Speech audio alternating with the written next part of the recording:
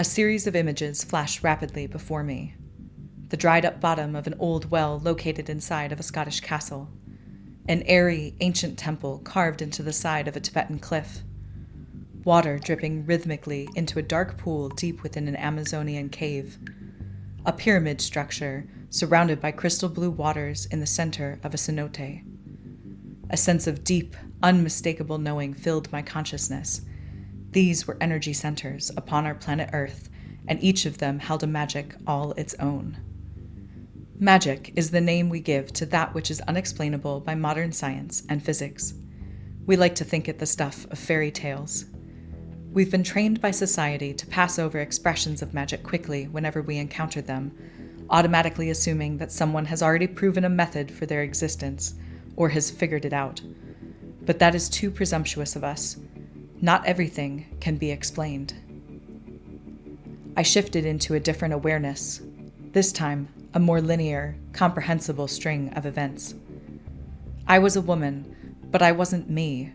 Her soul was allowing me to see and experience this moment of her life. Our face felt cold. I brought my fingers to my cheeks and startled at the leathery texture before noticing the thick, fur-lined gloves upon my hands. Sinking into the awareness, I realized that I was decked out head to toe in gear designed for Arctic survival, and when I expanded the dream vision beyond myself, or whoever I was in this existence, I took in the blindingly white tundra of what felt like Antarctica passing by below me. Bits of information rapidly filtered into my perception. I was sitting in the back of a helicopter next to a large black man who was holding a professional camera in his lap with a massive lens. He was humming a tune to himself while gazing out the window. I looked down at my feet and saw an array of equipment that I knew but didn't know. The woman's inner knowledge was present, but I was unable to fully understand it.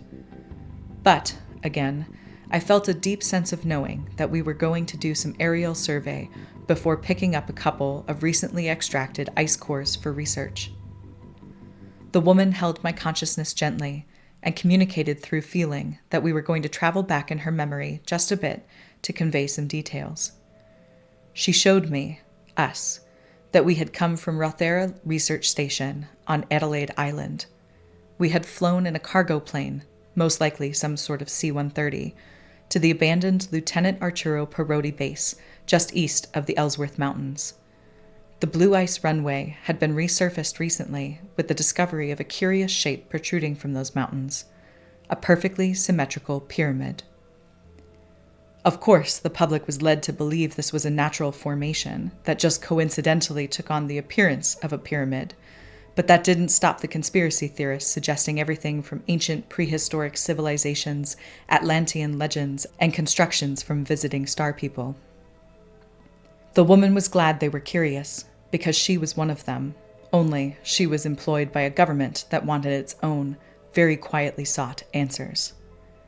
After multiple flyovers with radar, thermal imaging, and electromagnetic devices gathering data, they had found a series of tunnels beneath the ice and snow surrounding the base of the pyramid. Curiously, an underground river ran directly from the Weddell Sea and under the Rhone ice shelf to the base of the pyramid. This, she knew, was unnatural. But the more they learned about the area, the more curious it became. Batteries at full charge began to drain quickly for seemingly no reason. Weather and terrain anomalies cropped up out of nowhere, and rumors began to emerge from the semi-permanent base crew that shadowy figures roamed between the tents at night. It was all quite eerie and exciting for the woman. She shifted her consciousness back to the present moment and brought me with her. Seeing through her eyes, the pyramid came into view, and, with it, a strange feeling tugged at the edge of my mind. Her companion, the photographer, quickly began snapping photos of the structure and the area surrounding it. "Fuck," he huffed under his breath. "The battery's draining faster than I thought it would." He got off as many shots as possible along our descent, opened the door with a burst of freezing air just before landing, and continued snapping images as he unbuckled and practically ran from the craft in one fluid motion. The woman knew her phone battery was already dead.